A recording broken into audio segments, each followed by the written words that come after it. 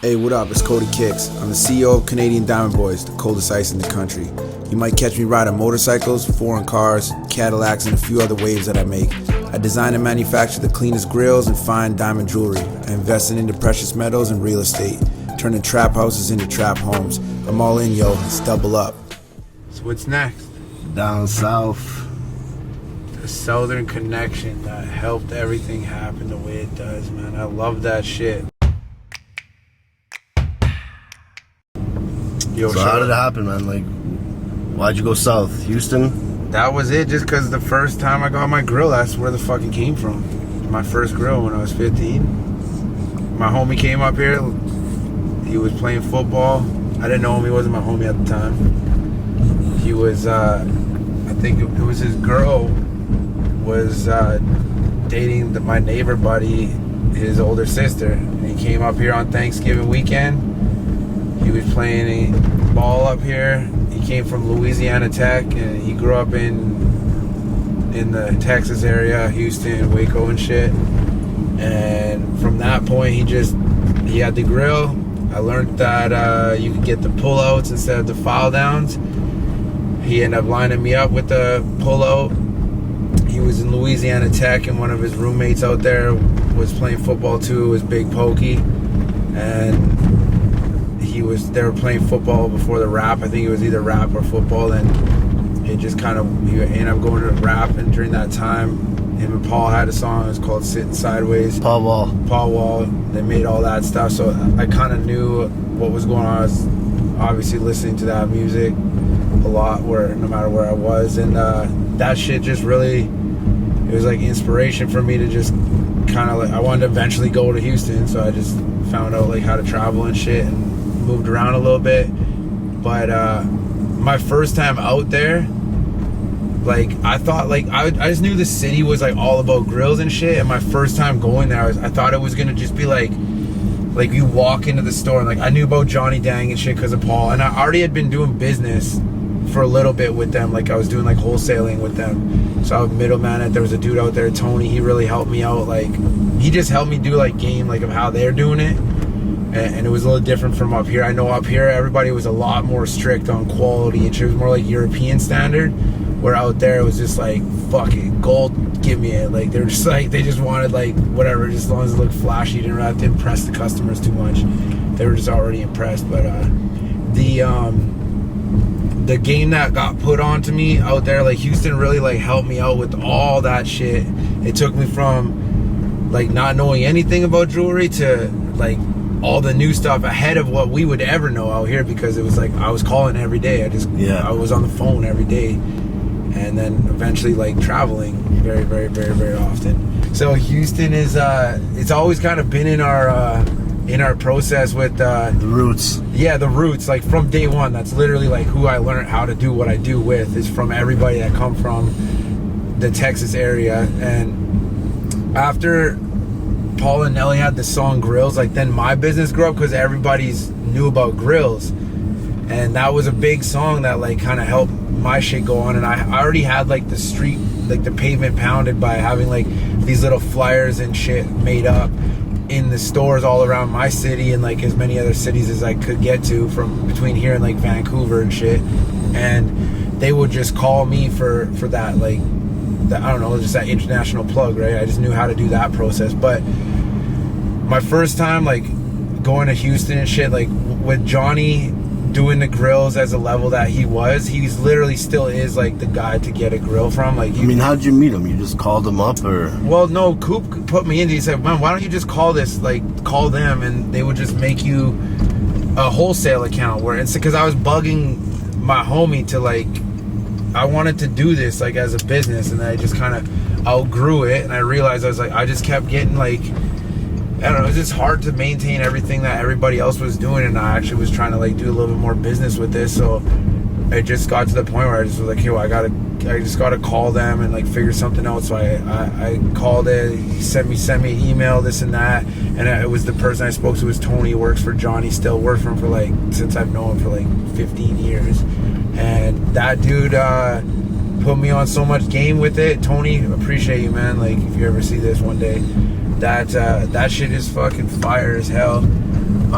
how much knowledge and shit that he put me on it, and the fact that they just took the time to like do it. I know it's making them money in business, right? But you know, some people put a little extra effort in. These guys calling me at the end of the day just to like put me up on things for the day. But bottom line was, I decided to plan a trip out there. Had to go, and physically I'd talked to these people since I was like 15, 16, like on and off, and then finally got to meet them in person. And the crazy shit is I had this vision of what this person was on the other side of the phone, and it's happened to me a couple times in this business where I talked to them for 3-4 years before meeting them, right? And then I just get to that point and I'm like, oh, it's like the vision of it, the person, like it's a different perception, right? But still a good relationship with everybody on that level, and everybody that put me on, super mad respect on that. The first time visiting the store, it was Johnny's store in the Sharpstown location, 253 Sharpstown Center. I'll never forget that because I used to have to go and fill out the envelope all the time, and I would bring my shit with me and try and send him out molds and shit. And I went and I met him there, and he had just, I believe at that time, like when I got down, just opened up the Galleria store, so that was kind of like the booming store. Galleria Mall is like pretty crazy in Houston for like high-end brands, shit that we don't have out here. But the little trap location was in the Sharpstown Mall, and there used to be a flea market at one time there too. That's kind of where all those guys, like all those big jewelers you see out there, like Iceman Nick and King Johnny, and like those, like that whole little network there and shit, you know. And even Jimmy Boy comes up off of it, because that's where he used to buy his jewelry too. That was back in the day. And these the store, the mall got, it was like a swap center, like a swap meet. It got closed down, like a flea market. And then Johnny had the store there still, so there's still lots of jewelry people happening there. And then I went in, I walked in, I literally thought in my head I was gonna get like to this store and like have this big huge like grill like station where it's like the fucking holy grail of all these grills. Yeah. And that shit fucked me up when I walked in, because it was just like this like dingy showcase in the back corner of the store with like a seat beside it where they took molds, and I was like, what? I thought it was gonna have like neon lights, like fucking Vegas, like when you just like roll up and there's like fucking grills, angel halos above it. Yeah, just like grills, like that was how I thought of grills. Like that's what, because it did that for me. Like I thought of that shit. It was fucking crazy. Like I don't know, I remember. But anyways, fucking on with the next of it. I got introduced to like Johnny and stuff in person there, like say what's up, and like his brother and shit. Kevin too, he's super dope. Kevin always helped me out. Johnny's always doing his hustle. Kevin was a little bit slower paced than Johnny was, but really personal and like respectful to like put someone up on knowledge, and I love people like that. I just want to see everybody win, and that was super dope to go to get my first trip down there and get that under the belt and like understand and like learn the city. And I got taken out a little bit, did little activities here and there. I was just trapping out of the hotel, like learning, and then I started walking in through the jewelry marts and like the standing in on music videos. Yeah, that was later on into it, like trips, you know. I go very often. At that point I was going as much as I wish I could have just stayed there, but just to learn the knowledge of like all this shit. But and then the opportunity at my fingertip, like I probably would be a different I'd be a different place in the jewelry game right now if I was there. But my own influences helped me out here as well. The future times that I had followed up and been to Houston and shit, you know, I got a little bit more into the network with people, and Paul was super dope too. Like he was the type of dude, like he always wants someone else to win. Like he's like a real OG. Like he will take 10 minutes out of the day just to like put up someone on game. Like he cares about so much shit, like from a father perspective to like just wholehearted. Like the sales people are always so really nice. Like the energy out there is so good, but the value that someone would put on just like helping somebody else out, like I noticed that's something I took from there up here. I learned that from my father as well, but like that extra time that gets put in is so crazy. So Paul, he come up to here like doing music shows and shit, and like he's the type of dude that was like, oh yeah, like he knew I was up here. He just never been here when I was like kind of in networks and like cahoots with him. Like I didn't have any idea about like going down there and doing shows and shit, but they took us out to concerts down there and shit, did some like that shit was a whole nother energy level. But just introduction to all the people. And then when Paul come out here, like instead of just like leaving it as it was, like he just like made such a value for me, because he just like pulled me up on his stage like during his show and just like was like, yo, if you fucking need grills, like you hit this guy up, and just like really co-signed it. Yeah. So you just can't buy that shit. Like that was just he's just like that. That dude is the 100% mad respect for that guy. Like there's someone I look up to on that level, on everything, what he does with music and business and just jewelry and marketing and just like all around. Yeah, I think I heard him shout you out in the song too. Yeah, he, like future times, like always building that relationship and consistency with it. Like I even linked Merck and him up on another track that Merck did put onto his album. Man, Paul's dope. He just fucks with you like on another level than like most people try to act like, oh, I'm too big for everything. No, man, he's just a real one. He's a real dude, and he helps out the young people. He helps out like foundations. He helps out like he just wants someone else to win. Which, dude, those guys always win. You can't take that shit away. And I love that shit about Houston. There's a lot of people out there that are like that. A lot of that strong culture of like everybody just really working hard to help everybody else succeed instead of just like putting it down. That's why at one point, man, you remember when the South music, you couldn't get away from that shit, dude. They took control of the whole thing. Yeah, they did. Everything, man. Even Jay-Z's like, yo, I'm gonna come up there and come down there and do some music too, like Pimp C and Bun B and man, Chameleonaire was killing it. That whole entire era of all that. Dugga was Master P. Yeah, there's a lot of dudes that just really, everybody in that Houston area, I noticed with music, like everybody just kind of builds each other up. Well, it's a culture no one else has. Like you can't reproduce it. It's so strongly embedded. Like true. Everything about the Southern culture. Yeah, it's very unique. Yeah, it's super individual there. Like they got their own own flavor. It's completely own like unique sauce. The going back and forth though from that and just learning so much from those people that put me into a position where I could like learn more about jewelry or learn more about the process, and learn more about just like selling it. Yeah. and what and where it came from even too, and like why it was there, and that whole thing is just, it's a, man, I love it.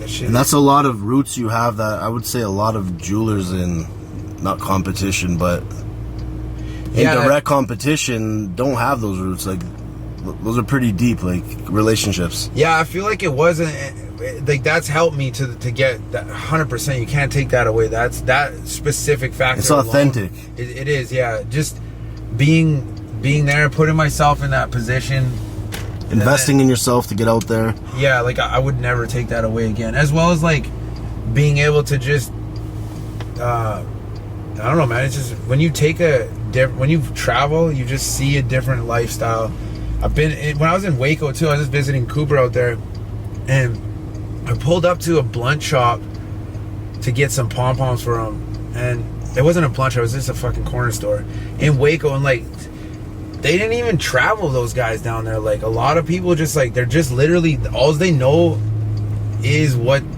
like they haven't really left. They're like, man, they like look at my ID, buddy IDs me. He's younger than me, this kid who's IDing me too. He's like, where are you from? Like, Canada. He's like, oh damn, how the hell you, where's that? Like, how are you here? Like it just blew his mind, and I was like, man, you gotta travel. I just tell that to everybody now. I just like, just go, just get the hell out there and expand your horizon. Yeah, move, because you learn about other people, and then when you come home, I feel you hustle harder too. Once you take a trip, soak up game somewhere else, lifestyle somewhere else, you come home and you see your own territory and you're inspired. Yeah, you're inspired, and you're also hella grateful, because like Houston got like 4 million people right there where I'm at. I got 1/4 of that here. So, and the mentality is completely different. Like it's a completely different thing. Like for what the values are and like what's good. So doing our little niche of jewelry is super cool out here. I'm so happy to see from a city that never had any grills in it to having like 5, 20, I don't know how many thousands of pairs are out here. There's definitely well over 5,000, but like in this city, in the core of this city, like you go to the club, like there's probably at least like out of 100 people, there's at least 10 to 20 people. I don't know the math on it. I'm gonna guess 98% is due to you. Right. Would you say I'm right? I would say so. There's a few people like out of towners, Toronto mans that are in the club that have their owns, but and like a lot of them come out here to get that. But like at that point, like this is like done in Canada. It's like the city of grills for sure. There's you flooded it. Yeah, we made sure everybody's got a smile on for sure. There's a level of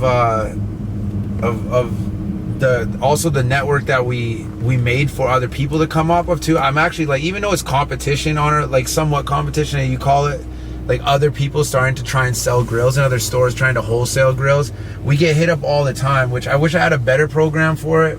Within time it's coming. It's kind of unique trying to protect the brand and the quality. Everybody really wants to just like, no, they're all doing it for the money. We just kind of do it because we actually like just wear the grills in the day. Like we got gold teeth in like every day, you know.